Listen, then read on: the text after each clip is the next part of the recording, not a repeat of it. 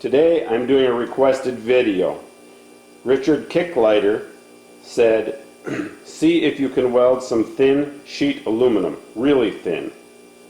Then explain the complete setup, tungsten, gas, cup size, AC balance, cleaning, etc. So we'll start out with the TIG torch. Here is a TIG torch. It's a very small TIG torch that I'm using. I can't tell you the size because I don't know that. It has a number 4 cup on it and 1/16 inch tungsten sharpened to a very sharp point. Then we will go to my Miller Dynasty 200 DX. The balance is set for 65. The AC frequency is at 60. I'm running on AC, pulsed arc. I'm at 16 amps maximum. I'm running 1 pulse per second. At the peak amps of 16 amps, I'm running 50% of the time. So 50% I'm on the background. And the background is at 50%. So that means I'm at 16 amps on the high side for 50% of the time and 8 amps on the low side for the other 50% of the time. I'm running straight argon at 20 cubic feet per hour. And I know you didn't say anything about using a foot pedal, so I kind of wanted to get it as close as I could without the foot pedal, so I tried to run the foot pedal most of the time wide open. So in order to do this without the foot pedal, it would be really cold. So what I ran is fairly cold. I would probably run 20 for peak amps normally instead of 16, and then just work the foot pedal back and forth. It would give you a much smoother weld than what I got. And but like I said, I wanted to get it as close to what your parameters were, and you didn't say anything about using a foot pedal. Thanks for watching the video, and thanks for the request. Oh, and for filler wire, I used what I had laying around, which was some 3/64 inch 5356 MIG wire. I had always heard about people welding pop cans, but I had never tried it, so I thought, hey, let's give this a whirl.